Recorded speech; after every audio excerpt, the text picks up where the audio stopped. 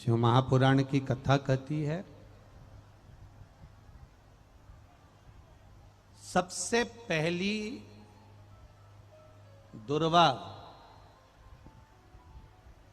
पहली दुर्वा हरी घास गणेश जी को किसने समर्पित करी थी? सबसे पहली दुर्वा। लोग गणेश जी के मंदिर में जाते हैं, दुर्वा चढ़ाते हैं, गणेश जी के मंदिर में जाकर दुर्वा समर्पित करते हैं। तो आपसे अगर कोई पूछे कि सबसे पहली दुर्वा भगवान गणेश जी को, सबसे पहली दुर्वा किसने चढ़ाई भगवान गणेश जी को, दुर्वा हरी घास दूबा समर्पित किसने करी, सबसे पहले किसने दी, तो आप कह सकते हो। आपको कल कथा में कहा था, कल कथा में वर्णन किया था आप लोगों को कि शिव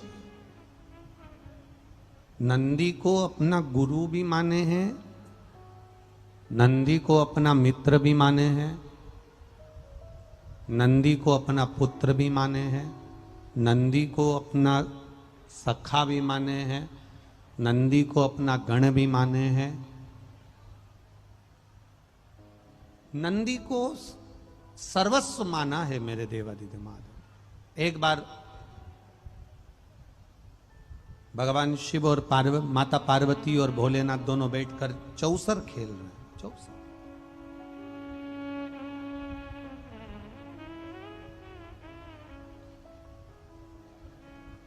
और उस चौसर में बाबा देवादिदेव महादेव हार रहे हैं। मेरे ओघड़दानी हार रहे हैं। जब मेरे बाबा देवादिदेव महादेव चौसर में हारने लगे, चौसर खेलते खेलते चौसर में जब मेरे महादेव हारने लगे, तब उनका पक्ष नंदीश्वर ने ले लिया।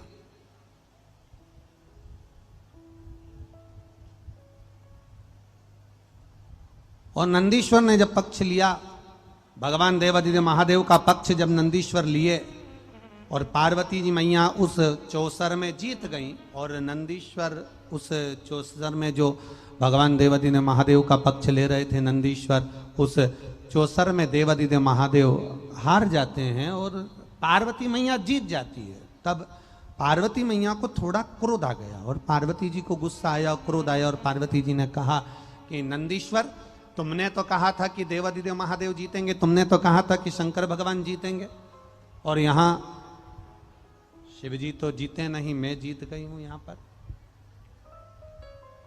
यहां भोलेनाथ जी नहीं जीते, यहां मैं जीती। बेस कम कर थोड़ा सा बेटा। यहां शंकर भगवान नहीं जीते, यहां मैं जीती। नंदीश्वर, बिना सोचे समझे तुमने शंकर भगवान का साथ दिया, बिना सोचे समझे।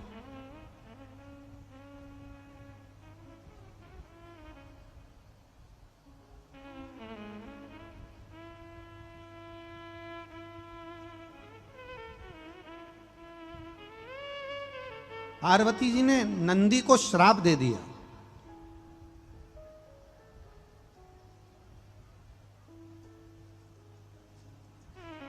तुम कुछ दूरी बाबा से बनाकर रखोगे, बाबा से तुम्हारी कुछ दूरी रहेगी।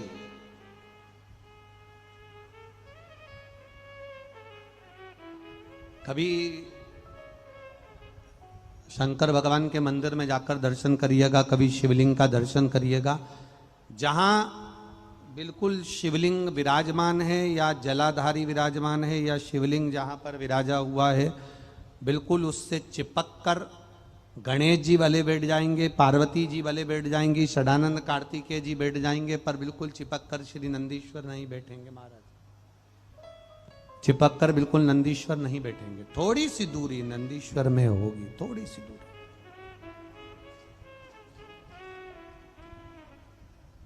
तुम्हारी दूरी रहेगी शिव से। पर देवादिदेव महादेव के चरणों में नंदीश्वर जाकर बैठे और नंदीश्वर ने कहा भगवान शंकर से, नंदीश्वर बोले भगवान शिव से, नंदीश्वर भगवान शंकर से कहते हैं, प्रभु मुझे श्राप लगा, मैं जानता हूं, कि मुझे श्राप लग गया है, मैं मान रहा हूं कि मुझे श्राप लग गया है, पर निवेदन केवल इतना सा है कि मैं आपसे दूरी बना लूंगा, चल जाएगा, पर मैं श्रापित होकर आपके पास में बैठूं, यह श्रेष्ठता नहीं है।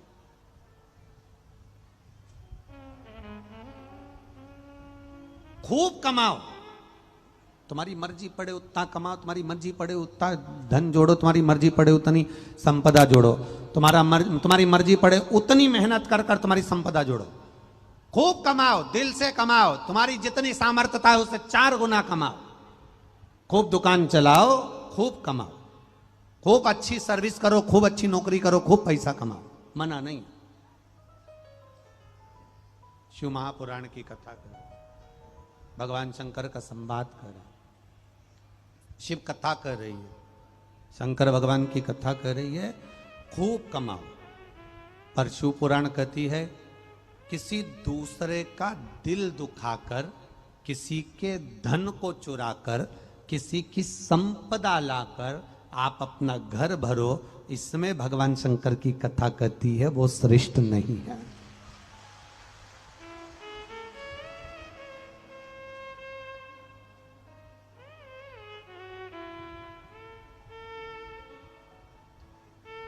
उसमें श्रेष्ठता नहीं है। आप कमाओ, मना नहीं, पर किसी का दिल दुखाकर, किसी को कष्ट देकर, किसी को परेशानी देकर, किसी को दुख देकर, किसी को परेशानी देकर, किसी को कष्ट देकर ना कमाओ। एक लाइन आप लोग भजन की गुनगुनाते हो, भला किसी का कर ना सको तो बुरा किसी का मत करना, फूल नहीं बन सकते तो कांटे बनकर मत रहो। आप अच्छा कर सकते हो, ये आपके ऊपर है, अच्छा नहीं कर सकते तो शांति बनाकर रखो। गोस्वामी परिवार ये कथा करवा रहा है, शिव सेवा समिति इसमें सहयोग कर रही है, और भी लोग इसमें सहयोग कर रहे हैं। बन सके अपने नगर में, अपने गांव में, अपने क्षेत्र में, अपने खेड़े में, अपने खेड़े में, अपने गांव में, अपने क्षेत्र में अगर कथा हो रही है, बन सके, जितना बन सके उतनी सेवा करो।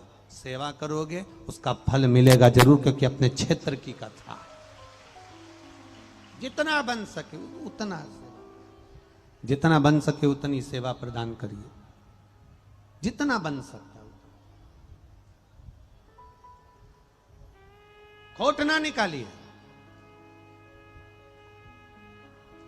नंदी कह रहे हैं कि मैं आपके पास में रुकूंगा, नंदी कह रहे हैं मैं आपके सामने रहूंगा, नंदी कह रहे हैं मैं आपके पास में रहूंगा, पर दिक्कत केवल इतनी सी है कि मैं श्रापित होकर आपके पास में रहूं, यह श्रेष्ठता नहीं है। मैं आपके पास रहूं यह मना नहीं है, पर मैं श्रापित होकर आपके पास में रहूं यह श्रेष्ठ नहीं। तब भगवान शंकर ने पार्वती जी से कहा, पार्वती तुम नंदी को श्राप से मुक्त करो, ठीक है, तुम नंदी को श्राप से मुक्त करो।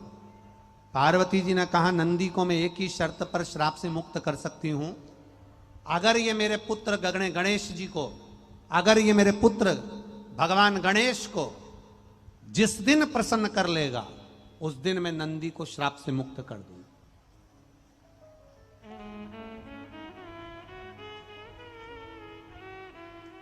अगर ये नंदी मेरे पुत्र गणेश जी को प्रसन्न कर लेगा तो मैं इसको श्राप से मुक्त कर दूंगी। ये माता पार्वती जी कह रही हैं।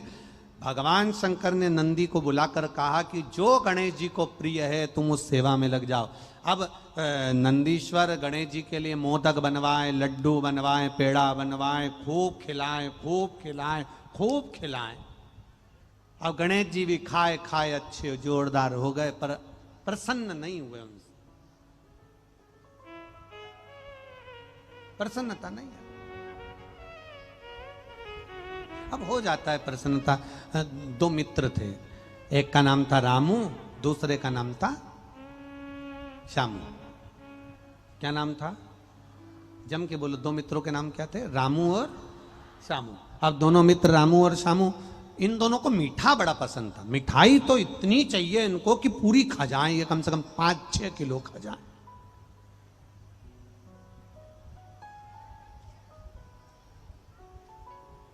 अब ये रामू शामू दोनों एक दिन घर से बाहर निकले और दोनों ने आपस में बात करी, अरे यार बहुत दिन हो गए मीठा खाने को नहीं मिला। अरे तो पैसे भी तो होना चाहिए मीठा खाने के लिए, मिठाई खाना है तो थोड़ा पैसा तो होना चाहिए। अब मीठा खाना है तो पैसा कहाँ से लाएं? तो पैसे तो जेब में थे नहीं। अब इनके पास, रामू शामू के पास, दोनों के पास पैसा नहीं। बड़े दुखी हो गए। इन्होंने सोचा कि अब मीठा कहाँ से खाएं, पैसे तो जेब में है ही नहीं। इतने में रामू बोला शामू से, भले मीठा खाने को नहीं मिले पर कहीं मीठा बन रहा हो, कोई हलवाई बना रहा हो, अपन देख के ही पेट भर लेंगे। चलो। अब रामू शामू दोनों हलवाई की दुकान गए तो वहां पर तो बेहतरीन देसी घी की जलेबी बन रही थी।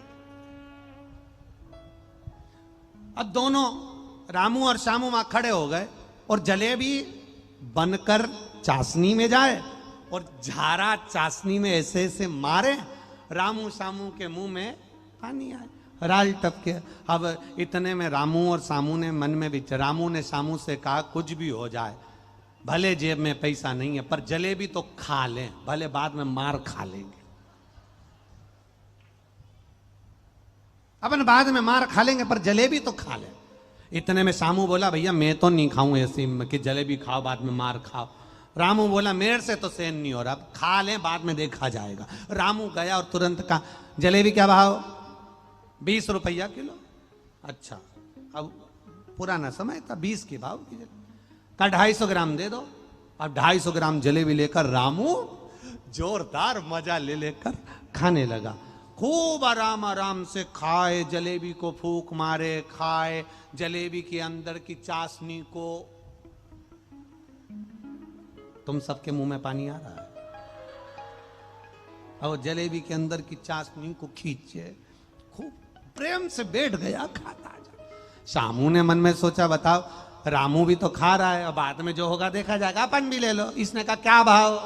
20 रुपया किलो, 250 ग्राम। शामू ने भी ले लिया, वो भी खा। वो उधर कोने में, रामू इधर कोने। अब रामू ने जलेबी खा ली और खाने के बाद रामू जाने लगा। हलवाई ने कहा है कैसे? रामू बोला पहले दिए तो थे। क्या काका हलवाई साहब, पैसे भूल गए? मैंने तुम्हें पहले दिए थे। अब हलवाई सोचा कि डायरेक्ट आया था और कहने लगा जलेबी क्या भाव, मेरे से पूछा, 250 ग्राम ली, इसने पहले तो दी नहीं। अरे तुम्हें पहले ही तो दिए हैं 250 ग्राम के पैसे, अब कह रहे हो कि पैसे दो, ये कोई बात होती है? अभी 250 ग्राम के पैसे पहले ही दिए थे, बिल्कुल पहले दिए तुमको, देखो तुम्हारे पास में होंगे। इतने में सामू बैठा था। सामू ने सोचा अपन भी ऐसी पकड़ाएंगे। इतने में सामू बोल दिया काका जी इसके चक्कर में मैंने जो तुमको पैसे दिए थे भूल मत जाना।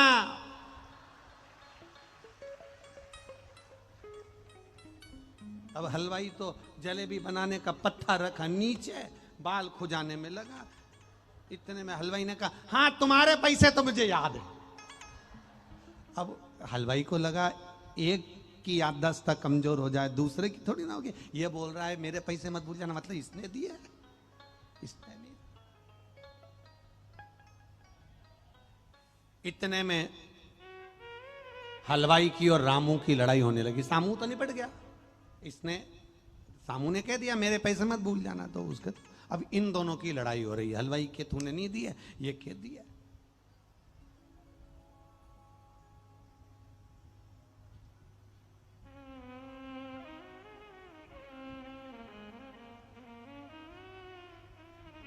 इतने में हलवाई ने रामू से कहा कसम खाकर कह दे कि तूने पैसे दिए, कसम खा। इतने में रामू ने कहा मैं गंगा जी की कसम खाता हूं, यमुना जी की कसम खाता हूं, सारे देवताओं की कसम खाता हूं, मैं अपने बाप की कसम खाता हूं, मैं अपनी मां की कसम खाता हूं, मैं जलेबी की भी कसम खाता हूं। जैसे सामू ने पैसे दिए वैसे मैंने तुम्हें पैसे दिए।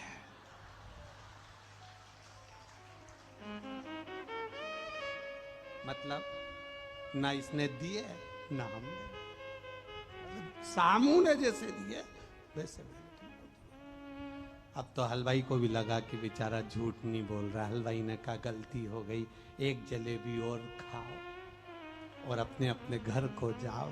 रामू सामू कंधे पर हाथ डाल के चले। रामू ने सामू से कहा, तूने मुझे बचा लिया। सामू बोला, अकल तो तू नहीं दी थी, कि जलेबी खाओ, बाद में देखा जाए। अगर विचारवाद का हो तो दुनिया में कोई काम नहीं हो सकता। दुनिया की आदत है, आम रस तैयार करा, आम का रस तैयार करा, खीर तैयार करी, घर में आइसक्रीम लाकर रखी और विचार करा बाद में खाएंगे, बाद में खाएंगे, बाद में खाएंगे। रायता बनाकर रखा, दही का रायता बनाकर रखा, बाद में खाएंगे। सब्जी बनाकर रखी, बाद में खाएंगे। बाद का जब चक्कर होता है तो आम रस भी सड़ जाता है, सब्जी भी बेकार हो जाती है, रायता खट्टा पड़ जाता है, खीर बेकार हो जाती है। इसलिए आज देखो, अभी देखो, जो मिले उसको प्रेम से पाओ और अपनी जिंदगी आनंद से जियो। आज के समय के जीवन को।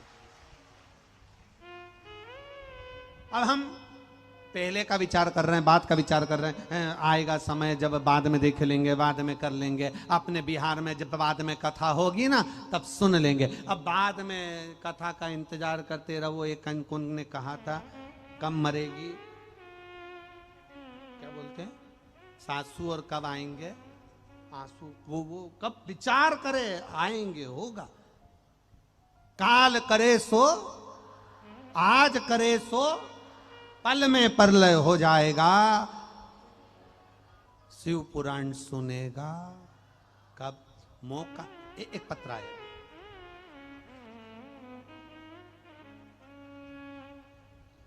गुरुजी मेरा नाम रिया है, मैं बेतिया, सही है, हाँ ठीक है, बेतिया बिहार पश्चिम चंपारण से आई हूं। कहीं बैठी हो तो हाथ हिलाइएगा। आप ही हैं, दोनों हाथ हिला दो एक बार। पहले तो आपको बहुत बहुत बधाई बाबू, बहुत बधाई। गुरु